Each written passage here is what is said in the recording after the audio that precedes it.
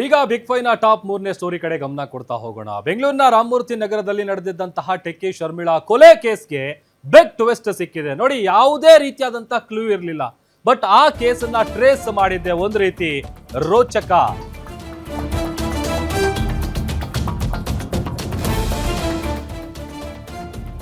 ಯಾವುದೇ ಕ್ಲೂ ಇಲ್ಲದ case trace ಆಗಿದ್ದೆ ರೋಚಕ. ಆ ಒಂದು ಫೋನ್ ಸಿಮ್ ನಿಂದ ಹಂತಕ ಲಾಕ್ ಆದ. ಟೆರೆಸ್ ಮೂಲಕ ಹೋಗಿ ಶರ್ಮಿಳಾಗೆ ಕಾಟ ಕೊಟ್ಟಿದ್ದ ಆತ. ಅನುಚಿತ ವರ್ತನೆಗೆ ಪ್ರತಿರೋಧ ತೋರಿದ್ದಕ್ಕೆ ಪಾಪಿ ಕೊಂದೇ ಬಿಟ್ಟಿದ್ದ. 18 ವರ್ಷದ ಕರ್ನಲ್ ಕುರೈನಿಂದ 34 ವರ್ಷದ ಶರ್ಮಿಳಾ ಕೊಲೆ ಮಾಡಲಾಗಿತ್ತು. ದಿಂಬಿನಿಂದ ಉಸಿರು ಗಟ್ಟಿಸಿ ಕಿಚನ್ ನಲ್ಲಿ ಟೆಕ್ಕಿ ಶರ್ಮಿಳಾನನ್ನ ಹತ್ಯೆ ಮಾಡಿದಾನೆ ಆತ. ಯಾವುದೇ ಸಾಕ್ಷಿಗಳು ಸಿಗಬಾರದು ಅಂತ ರೂಮ್ ನಲ್ಲಿ ಹಾಕಿ ಬೆಂಕಿ ಇಟ್ಟು ಅಲ್ಲಿಂದ ಎಸ್ಕೇಪ್ ಆಗಿದ್ದ. ಅದೊಂದ್ ಕಡೆ ಹತ್ಯೆ ಮಾಡಿ 1 ವಾರ ಪಕ್ಕದ ಮನೆಯಲ್ಲೇ ಇರ್ತಾನೆ ಆತ. ಕೊಲೆಯಾದ 3 ದಿನಗಳ ಬಳಿಕ ಶರ್ಮಿಳಾ ಫೋನ್ ಆನ್ ಆಗುತ್ತೆ. ಸಿಮ್ ಹಾಕಿ ಆನ್ ಮಾಡಿದಾಗ ಆ ಫೋನ್ ಅನ್ನ ಕೂಡಲೇ ಟ್ರೇಸ್ ಮಾಡುವಂತ ಕೆಲಸ ಆಯ್ತು. ಮೃತ ಶರ್ಮಿಳಾ ಮನೆ ಪಕ್ಕದಲ್ಲೇ ಇದ್ದಂತಹ ಕರ್ನಲ್ ಕುರೈ ಲಾಕ್ ಆಗಿದ್ದಾನೆ. ಆರಂಭದಲ್ಲಿ ಶಾರ್ಟ್ ಸರ್ಕ್ಯೂಟ್ ನಿಂದ ಈ ಒಂದು ಘಟನೆ ನಡೆದಿದೆ ಅಂತ ಎಲ್ಲರೂ ಕೂಡ ಅಂದ್ಕೊಂಡಿದ್ರು.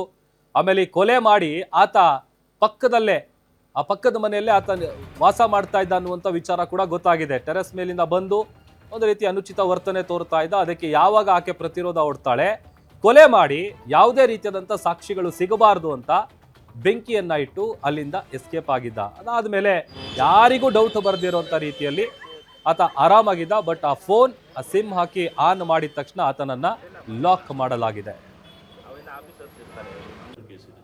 ಇದು ಮರ್ಡರ್ ಒಬ್ಬ PUC ಓದ್ತಾ ಒಬ್ಬ ವಿದ್ಯಾರ್ಥಿ ಪಕ್ಕದಲ್ಲಿ ಇರ್ತಾರೋ ಅವ್ರ ಕಡೆಯಿಂದ ಆಗಿದೆ. ಅವರು ಒಪ್ಕೊಂಡಿದ್ದಾರೆ. ಆದರೆ ಇದರಲ್ಲಿ ಏನೇನು ಎವಿಡೆನ್ಸಸ್ ಇದೆ ಅದು ಬಿಲ್ಡಪ್ ಮಾಡಲಿಕ್ಕೆ ನಮ್ಮ ಇನ್ವೆಸ್ಟಿಗೇಷನ್ ಟೀಮ್ ಅವರು ಪ್ರಯತ್ನ ಮಾಡ್ತಾ ಇದ್ದಾರೆ. ಸೊ ಇದು ಒಂದು ಇನಿಷಿಯಲ್ ನಾವು UDR ಅಂದರೆ ಸಸ್ಪಿಷಿಯಸ್ ಡೆತ್ ಅಂತ ತೊಗೊಂಡಿದ್ವಿ. ಸಸ್ಪಿಷಿಯಸ್ ಡೆತ್ತಲ್ಲಿ ಯಾವುದೂ ನಮ್ಮ ಹತ್ರ ಕ್ಲೂ ಇರಲಿಲ್ಲ.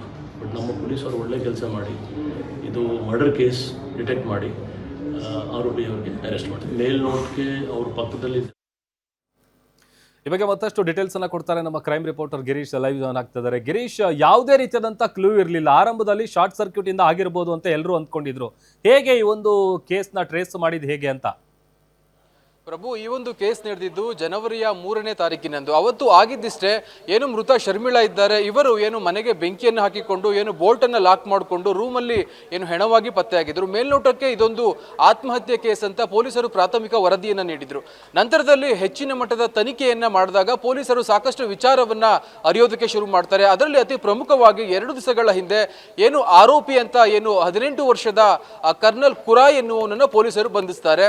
ಈ ಒಬ್ಬ ಏನು ಆರೋಪಿ ಇದ್ದಾನೆ, ಈತನನ್ನ ಬಂಧಿಸೋಕೆ ಪ್ರಮುಖ ಕಾರಣ ಇಷ್ಟೇ. ಏನು ಈತ 18 ವರ್ಷದ ಆರೋಪಿ ಇದ್ದಾನೆ. ಈತ ಸುಮಾರು 34 ವರ್ಷದ ಶರ್ಮಿಳಾ ಅವರನ್ನ ಇಷ್ಟಪಡ್ತಾ ಇದ್ದ. ಆದ್ರೆ ಈ ವಿಚಾರ ಶರ್ಮಿಳಾ ಅವರಿಗೆ ಇಷ್ಟ ಇರಲಿಲ್ಲ. ನಂತರದಲ್ಲಿ 3ನೇ ತಾರೀಕು ಅಕ್ಕಪಕ್ಕದ ಬಿಲ್ಡಿಂಗ್ ನಲ್ಲೇ ಇರುವ ಈ ಇಬ್ಬರು ಏನು ಆರೋಪಿ ಇದ್ದಾನೆ, ಈತ ಶರ್ಮಿಳಾ ಅವರ ಏನು ಬಿಲ್ಡಿಂಗಿಗೆ ಒಂದು ಸ್ಲೈಡಿಂಗ್ ಕಿಟಕಿ ಇದೆ, ಅದರ ಮೂಲಕ ಎಂಟ್ರಿಯನ್ನು ಕೊಟ್ಟು ನಂತರದಲ್ಲಿ ಅವರ ಜೊತೆ ಒಂದು ಅನುಚಿತ ವರ್ತನೆಯನ್ನ ಮಾಡೋದಕ್ಕೆ ಶುರು ಮಾಡ್ತಾನೆ. ಇದಕ್ಕೆ ಯಾವಾಗ ಅವರು ವಿರೋಧವನ್ನ ತೋರಿಸ್ತಾರೆ, ಆ ಒಂದು ಸಮಯದಲ್ಲಿ ಅವರ ಮೇಲೆ ಏಕಾಏಕಿ ಹಲ್ಲೆಯನ್ನ ಮಾಡ್ತಾನೆ. ನಂತರದಲ್ಲಿ ಅವರನ್ನ ಏನು ಈ ಒಂದು ವಿಚಾರವನ್ನ ಇಲ್ಲಿಗೆ ಬಿಟ್ಟರೆ ಇವರು ಪೊಲೀಸ್ನವರಿಗೆ ಕಂಪ್ಲೇಂಟ್ ಅನ್ನು ಕೊಡ್ತಾರೆ ಎನ್ನುವ ನಿಟ್ಟಿನಲ್ಲಿ ಏನು ದಿಂಬನ್ನು ಬಳಸಿ ಉಸಿರು ಕಟ್ಟಿಸಿ ಅವರನ್ನ ಕೊಲೆಯನ್ನ ಮಾಡ್ತಾನೆ. ನಂತರದಲ್ಲಿ ಸಾಕಷ್ಟು ರೀತಿಯ ಸಾಕ್ಷ್ಯನಾಶವನ್ನು ಕೂಡ ಮಾಡಿ ಮನೆಗೆ ಬೆಂಕಿ ಹಾಕೋದಾಗಿರ್ಬೋದು, ಅಲ್ಲಿ ಬೆಡ್ಗೆ ಬೆಂಕಿ ಹಾಕೋದಾಗಿರ್ಬೋದು ಎಲ್ಲವನ್ನು ಮಾಡ್ತಾನೆ. ಆದರೆ ಹೋಗುವಾಗ ಅವರ ಮೊಬೈಲ್ನ ಸಹ ತೆಗೆದುಕೊಂಡು ಹೋಗ್ತಾನೆ. ನಂತರದಲ್ಲಿ ಸುಮಾರು 1 ವಾರ ಆತ ಆ ಮೊಬೈಲ್ನ ಬಳಕೆ ಮಾಡಿರೋದಿಲ್ಲ. ಹೀಗೆ 1 ವಾರದ ನಂತರದಲ್ಲಿ ಈತನ ಸಿಮ್ ಅನ್ನ ಆಕೆಯ ಮೊಬೈಲ್ ಸೆಟ್ಗೆ ಹಾಕ್ತಾನೆ. ಪೊಲೀಸರು ಈಗಾಗಲೇ ಏನು ನೆಟ್ವರ್ಕ್ ಡಂಪ್ ಆಗಿರ್ಬೋದು, ಟವರ್ ಡಂಪ್ ಆಗಿರ್ಬೋದು ಚೆಕ್ ಮಾಡ್ತಾ ಇದ್ರು. ಯಾವಾಗ ಅವರ ಮೊಬೈಲ್ ಅಥವಾ IMEI ನಂಬರ್ ಏನಿರುತ್ತೆ ಆ ಒಂದು ನಂಬರ್ ಬೆನ್ನತ್ತಿದ್ದ ಪೊಲೀಸರು ಯಾವಾಗ ಪಕ್ಕದ ಬಿಲ್ಡಿಂಗ್ ನಲ್ಲಿ ಅದು ಆಕ್ಟಿವೇಟ್ ಆಯಿತು ಆ ಒಂದು ಸಮಯದಲ್ಲಿ ಆತನನ್ನ ಬಂಧಿಸ್ತಾರೆ.